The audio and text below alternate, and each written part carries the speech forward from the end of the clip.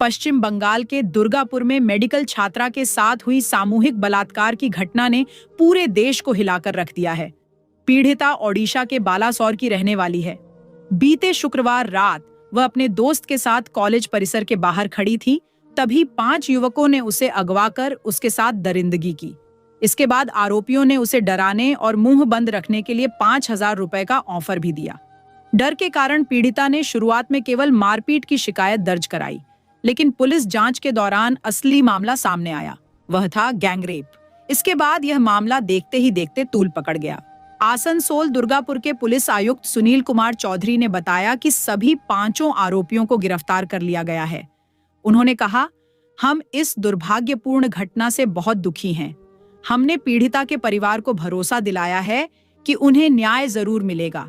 हमारी तरफ से उन्हें सुरक्षा का प्रस्ताव भी दिया गया था, लेकिन उन्होंने इसे लेने से इनकार कर दिया। इन्वेस्टिगेशन में हम लोगों ने अभी तक 5 अक्यूज पर्सन्स को अरेस्ट कर लिया है, जिनका प्रेजेंस वहां प्लेस ऑफ अकरेंस पे इस्टेब्लिश हुआ है। 5 लोग अरेस्ट हो गए हैं। इसके अलावा इन्वेस्टिगेशन सही दिशा में चल रहा है। देखिए, बहुत ही दुखित घटना है ये, हम सब लोग जानते हैं, और मानसिक अवस्था जो विक्टिम के परिवार की है वो भी हम लोग समझ सकते हैं। मैं खुद विक्टिम गर्ल के फादर को जिस दिन घटना हुई, जिस दिन वो उड़ीसा से आए हैं, मैं खुद उनसे मिला हूं। उनको आश्वस्त किया है कि हर तरह की सहायता, पर्सनल सेफ्टी एंड सिक्योरिटी की हो या किसी भी तरह की सहायता, उनके अकोमोडेशन की हो, रहने की हो, मैंने खुद ने उनसे बात की है इस बारे में। कल भी हमारे यहाँ जो डीसीपी हैं उनकी खुद की बात हुई है उनके साथ में। उनको फिर से आश्वस्त किया गया है, उनको बोला गया है कि जो भी आपको पर्सनल गार्ड या दूसरा कोई भी किसी भी तरह की सेफ्टी एंड सिक्योरिटी की जरूरत है वो हम लोग प्रोवाइड करेंगे। हमारे जितने ऑफिसर्स हैं यहाँ पे सब लोग उनके टच में हैं, उनके नंबर उनको दिए हुए हैं। किसी भी तरह की कोई भी जरूरत हो वो हमसे निसंदेह हम लोगों से कांटेक्ट कर सकते हैं।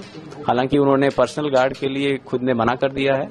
पुलिस ने 12 अक्टूबर को 3 आरोपियों को गिरफ्तार कर अदालत में पेश किया, जहां उन्हें 10 दिन की पुलिस हिरासत में भेज दिया गया। सोमवार को पकड़े गए बाकी 2 आरोपियों को 9 दिन की पुलिस रिमांड पर भेजा गया है। पुलिस सूत्रों के अनुसार पीड़िता ने सबसे पहले कॉलेज प्रशासन को सिर्फ 3-4 लाइन का छोटा सा लिखित बयान दिया था। उसमें उसने केवल यह लिखा कि वह अपने एक दोस्त के साथ कैंपस के बाहर टहल रही थी, तभी कुछ लोगों ने उन्हें घेरकर उनके साथ मारपीट की। कॉलेज प्रशासन ने तुरंत पुलिस को सूचित किया।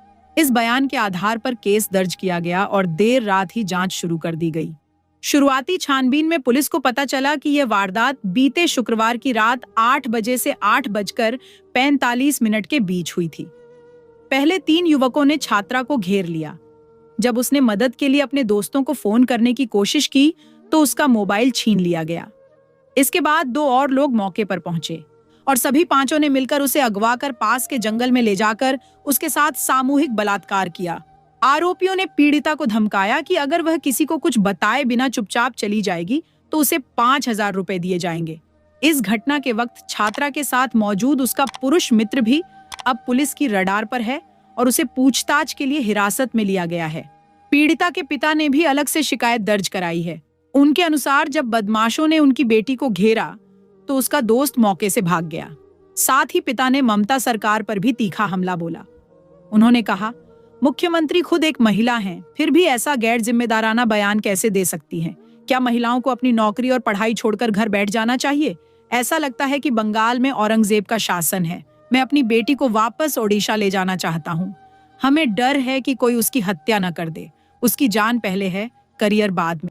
उन्होंने बहुत अच्छा बात बोला है। हम उनको बोलेंगे आज ही रात एक फतवा जारी कर दे, कल सुबह से कोई लड़की घर से नहीं निकल पाएगा तो अच्छा रहेगा। कोई लड़की बाहर नहीं निकलेगा, कोई घटना नहीं घटेगा। उन्होंने जो काम करना चाहते हैं वो काम नहीं कर सकेंगे और उनको नहीं करेगा तो उनको चीफ मिनिस्टर का पद छोड़ देना चाहिए। आज ही उन्होंने कोई ना कोई काम करे। आपको क्या लगता है चीफ मिनिस्टर होके ऐसे बात उड़ीसा का एक लड़की के ऊपर ऐसा घटना घटी है पश्चिम बंगाल में, उन्होंने उड़ीसा राज्यों को क्या वार्ता दे रहा है? हमको हमारा चैलेंज है उसके साथ, ये क्वेश्चन भी है उसके पास। उन्होंने सबसे अच्छा रहेगा फतवा जारी कर दे, कल से लड़की लोग घर से नहीं निकले। उनका यह बयान उस वक्त आया जब मुख्यमंत्री ममता बनर्जी ने एक विवादित टिप्पणी की थी। ममता ने कहा था कि छात्राओं को रात में घर से बाहर नहीं निकलना चाहिए। मुख्यमंत्री ने कहा था, जो कुछ हुआ उससे मैं स्तब्ध हूं, लेकिन निजी मेडिकल कॉलेजों को अपनी छात्राओं पर नजर रखनी चाहिए। उन्हें रात में बाहर जाने की अनुमति नहीं दी जानी चाहिए। बाद में उन्होंने सफाई दी कि उनके बयान को तोड़ मरोड़ कर पेश किया गया है। ममता बनर्जी के इस बयान पर ओडिशा की उप मुख्यमंत्री प्रावती परिदा ने कड़ी प्रतिक्रिया दी। उन्होंने कहा, ममता बनर्जी जैसी महिला नेता, जिन्हें लोग दीदी कहते हैं, उन्होंने महिलाओं को निराश किया है। उनके इस बयान ने बंगाल की 4.5 करोड़ महिलाओं का अपमान किया है।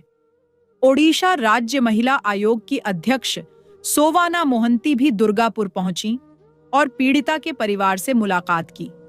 उन्होंने कहा कि यह मामला महिला सुरक्षा की एक शर्मनाक मिसाल है। वहीं पश्चिम बंगाल के राज्यपाल सीवी आनंद बोस भी सोमवार को खुद दुर्गापुर पहुंचे और पीड़िता के परिवार से मुलाकात की। उन्होंने कहा, यह बहुत ही चौंकाने वाली घटना है। ऐसा पहली बार नहीं हुआ है। मैं पूरे विश्वास से नहीं कह सकता कि बंगाल सुरक्षित है।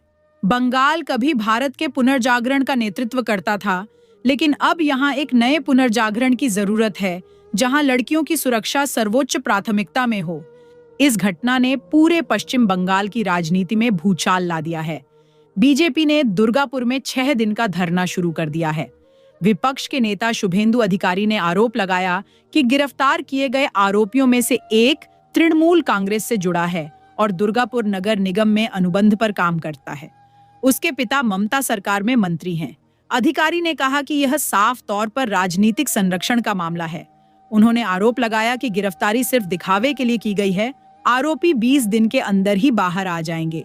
शुभेंदु अधिकारी ने यह भी दावा किया कि पीड़िता के परिवार को मेडिकल रिपोर्ट तक देखने की अनुमति नहीं दी गई है। वहीं टीएमसी के आईटी सेल प्रमुख देबांशु भट्टाचार्य ने इन आरोपों को सिरे से खारिज करते हुए कहा कि अगर किसी आरोपी का झुकाव टीएमसी की तरफ है, तो इसका मतलब यह नहीं कि पार्टी दोषी है। उन्होंने कहा, जब हमारे पास 50% वोट शेयर है, तो कुछ अपराधियों का हमारे समर्थक होना कोई हैरानी की बात नहीं। राष्ट्रीय महिला आयोग ने भी इस घटना पर गहरी चिंता और पीड़ा जताई है। आयोग ने कॉलेज प्रशासन, राष्ट्रीय चिकित्सा आयोग और विश्वविद्यालय से छात्राओं की सुरक्षा और मदद सुनिश्चित करने की अपील की है। आयोग की अध्यक्ष विजया राहतकर ने कहा, न्याय में देरी न्याय से इनकार के समान है। पीड़िता को बेहतर से बेहतर चिकित्सा सुविधा दी जानी चाहिए और इस मामले में त्वरित सुनवाई कर कठोर सजा दी जानी चाहिए। आयोग ने 11 सूत्रीय दिशा निर्देश जारी किए हैं।